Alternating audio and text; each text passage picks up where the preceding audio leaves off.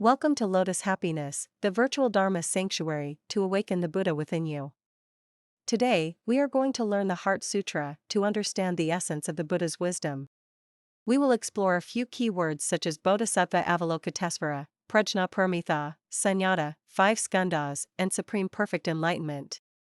The Heart Sutra is the shortest and yet the most popular sutra in Mahayana Buddhism. Dharma practitioners of most traditions, ranging from Zen, Tibetan, Chinese, or Japanese Buddhism, will always recite or chant the Heart Sutra. If you would like to inject some fun and creativity as part of your daily practice, you may try singing the Heart Sutra songs, composed by Kanho Yakushiji, Imi Ui, or Tina Tin. Let's recite the Heart Sutra together. Bodhisattva Avalokitesvara, having practiced the Prajnaparamita deeply, is awakened that all 5 skandhas are empty. The realization of this insight liberates him from all suffering. Shariputra, form is emptiness, emptiness is form. Form is no different from emptiness, emptiness is no different from form. The same is true of feelings, perceptions, volitions, and consciousness. Shariputra, the true aspect of all phenomena is emptiness. There is no birth or death, no impurity or purity, no waxing or waning. Thus, the essence of emptiness goes beyond form, feelings, perceptions, volitions, consciousness. Beyond eye, ear, nose, tongue, body, and mind, beyond sight, sound, smell, taste, touch and objects of the mind, beyond the realm of sight all the way to the realm of mind consciousness, beyond ignorance until the extinction of ignorance. Beyond aging and death until the extinction of aging and death. Beyond suffering, causes of suffering, cessation of suffering, and methods to cease suffering. Beyond the cognition, beyond the attainment, until there is nothing to attain. O Bodhisattva! By anchoring upon Prajnaparamita, you will be liberated from the impediments of the mind. With a mind of freedom, you have no fear. By letting go of misguided views of life, you will attain nirvana. All Buddhas of the 3 existences achieve supreme perfect enlightenment by relying upon Prajnaparamita. Thus, knowing that Prajnaparamita is the mantra of great divine powers, the mantra of illumination, the unsurpassed mantra, the unrivaled mantra, you are empowered to uproot all suffering and heal your life. This is the absolute truth. Thus, chant the mantra of Prajnaparamita, Gati Gati Paragate Parasamgate Bodhisvaha.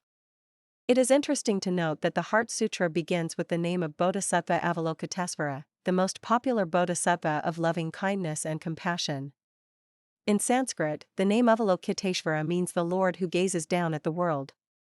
The verbal prefix ava means down, the word lokita, a past participle of the verb lok, means to look, notice, behold, observe, and the implied word loka means the world. As for the word isvara, it means lord, ruler, or master. Bodhisattva Avalokitesvara has different names, genders, and forms manifested according to the needs of the living beings. Hence, she is known as Guanyin in China, Kannon in Japan, Karanamaya in Nepal, and Chenrezig in Tibet.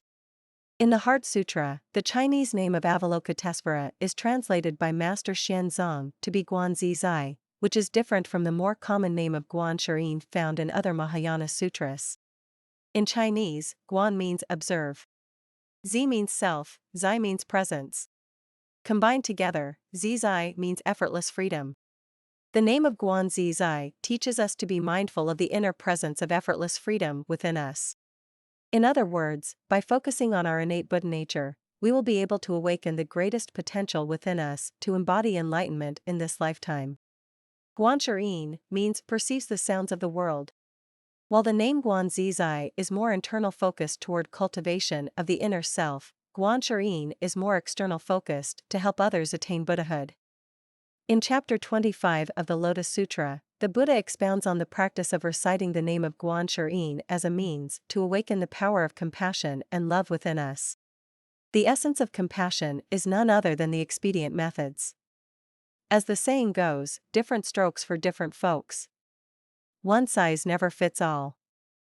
Because every individual is different in terms of desires, personalities, and capacities, we need to be flexible in our approach to adapt to the needs of others. This mindfulness of diversity and inclusion is itself an expression of compassion. The presence of the name Bodhisattva Avalokitesvara means that before cultivating the perfection of wisdom, it's important to develop self-love and compassion toward others. Here are some of the mantras connected to Avalokitesvara. Mani Padme Hum. Namo Guancharind Pusa. Nam Myo Ho Rang Gekyo. Ta Re, to Re, Soha. The fact that the Heart Sutra begins with Bodhisattva Avalokitesvara is significant. It symbolizes the importance of compassion as the universal gateway to ultimate wisdom. It's critical to understand that wisdom is of no value without compassion as the foundation. Developing the heart always comes first, before cultivating of the mind. Now, let's explore the deeper meaning of Prajnaparamita as the ultimate wisdom. The essence of the Heart Sutra is Prajnaparamita, which means perfection of wisdom in Sanskrit. Prajnaparamita has three components: the wisdom of emptiness, the wisdom of dependent origination, and the wisdom of enlightenment. The first wisdom of the Heart Sutra is the wisdom of emptiness.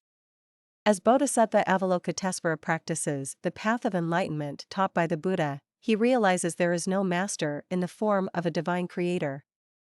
The source of all life is the vast empty space. He is awakened that the human body is merely a temporary aggregation of the five components: physical body, emotions, perception, volition, and consciousness. Here is the most famous quote of the Heart Sutra: "Form is emptiness, emptiness is form." This phrase means that the physical form of the material realm originates from the empty space. Fundamentally speaking, there is no difference between the physical form and the source, which is the vast empty space of the universe. In other words, everything in life comes from zero. Zero is the root cause of infinite abundance in life. All phenomena are empty of intrinsic existence means that all things are dependently originated. When this exists, that exists; when this arises, that arises. Think about this: the matrix of duality actually exists within the empty space of non-duality. Both are inseparable.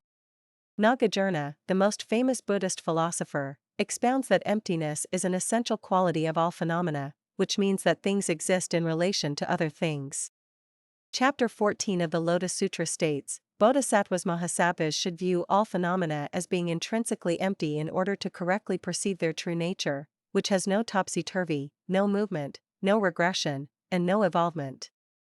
It is like an empty nothingness without intrinsic nature and beyond the expression of word. There is no birth, no emerging, no arising, no name, no form, no substantial existence, no quantity, no boundary, no hindrance, and no obstruction. All phenomena arise by reason of causation, and they are commonly explained in an inverted manner, by reason of creation. The Adamant Pinnacle Sutra says, all dharmas are originally unborn, their inherent nature is dissociated from verbal discourse, they are pure and untainted, they consist of causes and karma, and are like empty space. Isn't it interesting to note that Buddhism reiterates the fundamental wisdom of all dharma being unborn, deathless, and uncreated? Chapter 16 of the Lotus Sutra states, Tathagata completely perceives the true characteristics of the threefold world as they are. There is no birth or death, no ebbing or arising. Neither is there present existence and subsequent extinction, substantial reality or fictitious imagination, same or different. These characteristics of realities are not what one perceives them to be while living in the threefold world. Tathagata has clearly and unmistakably seen all these. If you want to know the true genesis of life, learn from the Buddha, the perfectly enlightened one. Enlightenment is knowing that the universe is not created by any divine creator. The wisdom of Prajnaparamita refutes the false view of the creation theory. Upholding the right view of the true nature of life is the first step to eliminating ignorance that leads to the suffering of samsara. Sunyata, or emptiness, is the true nature of phenomena, the source of all life forms. Yet, the underlying mechanism is the law of dependent origination, which is commonly known as the law of cause and effect. Let's discuss the second wisdom, the wisdom of the middle way. In Sanskrit, dependent origination is known as paticca samuppada. The phrase of the Heart Sutra, the essence of emptiness goes beyond form, feelings, perceptions, volitions, consciousness. Beyond eye, ear, nose, tongue, body, and mind, beyond sight, sound, smell, taste, touch, and objects of the mind means that the individual part of form, emotions, thoughts, free will, and awareness, as well as the six senses, do not exist in the empty space. There is no suffering whatsoever in the realm of purity. In other words, you are not the temporary composition of five aggregates or six senses that are subject to decay and destruction. In Pali, anatta means non-self, which means it's not your true self. Your human body is not your true self, as it will go through the cycles of birth, aging, illness, and death, returning to the state of emptiness where the five aggregates and six senses do not exist. As such, anyone who develops a sense of attachment to all conditioned life forms such as the impermanent self, the people around us, and the material possessions will only bring about suffering and dissatisfaction in the cycles of samsara. They will continue to be reborn in samsara so as to repeat their learning until they eventually attain enlightenment. Dependent origination is the law of cause and effect, the law of karma. Tao Te Ching verse 42 states that the Tao gives birth to one, one gives birth to two, two gives birth to three, three gives birth to all things. Tao means sunyata. Sunyata, the emptiness represented by the Enso circle, is the cause that gives rise to all phenomena, the world of duality that is symbolized by the symbol of yin-yang. Form is emptiness, emptiness is form, matter is energy, energy is matter, both are merely different sides of the same coin. Dependent origination is also known as 12-linked chain of causation. Essentially, ignorance is the root cause of suffering and rebirth in samsara. The wisdom of Prajnaparamita is the root cause of nirvana, liberation, and enlightenment. Disiddhimagga, a Theravada doctrinal compendium, states that dependent origination represents the middle way. The story of the life of the Buddha relates to an episode of the middle way. Before achieving enlightenment, Prince Siddhartha practiced extreme asceticism by subjecting his body to the harshest conditions. Eventually, he realized that both extreme indulgence and extreme asceticism did not work. He decided to adopt the middle way by accepting the milk offering from a lady called Sujata. His body regained strength and he was able to enter deep meditation to attain enlightenment under the Bodhi tree. The law of dependent origination is the mechanism of how things work in life. It implies that all things are impermanent and they are always subject to change. As such, clinging to people and things that won't last is the source of suffering and dissatisfaction. The physical human body is not your true self, because the body will decay and disintegrate eventually. Birth is the cause for death. All material things that arise will eventually perish. Thus, by accepting the impermanent nature of life, one learns to live every moment with equanimity and gratitude. Here are the two quotes for reflection. In the Parinibbana Sutra, the Buddha teaches, "O monks, this is my last advice to you. All conditioned things in the world are subject to change and decay. Work hard for your own liberation." In the Diamond Sutra, the Buddha says, "This is how you should view the conditioned phenomena: a dream, a mirage, a bubble, a shadow, a morning dew, a flash of lightning." The third wisdom is the wisdom of enlightenment. Since the human body composed of the five aggregates and six senses is not our true self, then what is our true self? The Buddha nature is our true self. Our true self is a powerful expression of wisdom and compassion. The wisdom of enlightenment is represented by the sun, and the compassion of purity is symbolized by the white lotus. In Sanskrit, the Buddha nature is known as Buddhadhatu. Chapter 2 of the Lotus Sutra says, "All Bhagavats only teach the law of one vehicle to transform inestimable living beings so as to lead them to the Buddha way." While the Lotus Sutra does not specifically elucidate what exactly is this term called the one vehicle, the Mahaparinirvana Sutra explains the one vehicle as the Buddha nature. So how does this Buddha nature linked to the Prajnaparamita, as taught in the Heart Sutra? The wisdom of Prajnaparamita is the wisdom of the emptiness, the wisdom of sunyata. Emptiness means purity, that's our fundamental Buddha nature. Since the time without beginning, the true nature of our mind is pure. While it's fundamentally unblemished, it becomes temporarily obscured, which prevents us from perceiving its essential purity. The Buddha is trying to direct us to perceive the ultimate greatest potential within us, our Buddha nature, that is our true self. All living beings have the Buddha nature within, all are capable of attaining Buddhahood. This is the essence of the Buddha's teaching. The Heart Sutra ends with the mantra Gati Gati Paragate Parasamgate Bodhi Svaha. The meaning of this invocation is go, go, go beyond, go completely beyond toward enlightenment, so it is. The mantra of the Heart Sutra is an invocation that summarizes the essence of the Prajna Paramitha. If you diligently practice this mantra, you will be able to embody the wisdom of enlightenment. One of the common practices in Mahayana Buddhism is the mantra practice. Have you ever wondered what is the significance of a mantra practice? Most of Mahayana Buddhism belongs to Mantrayana, which involves the application of mantra, mudra, mandala, and visualization to experience the embodiment of enlightenment.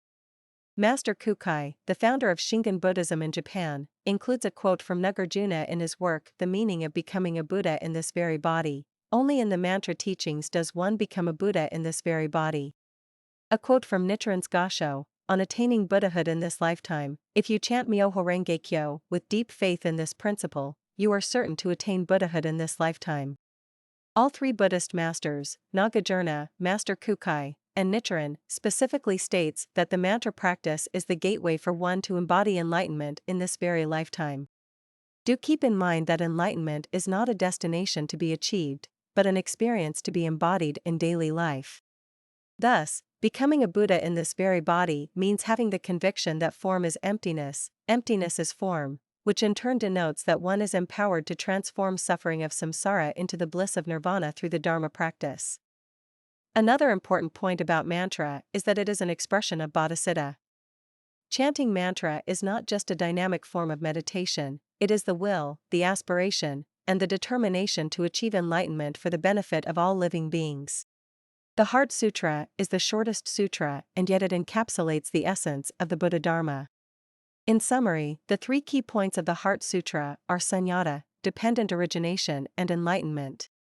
Essentially, the Heart Sutra enables one to bring forth the wisdom and compassion of the Buddha nature within to create the greatest values for humanity. Thank you for watching and learning the Dharma together. Do click the subscribe button to follow Lotus Happiness for more Dharma wisdom. See you soon. The awakening mind is your true nature. Subscribe to Lotus Happiness to unleash the greatest potential within you.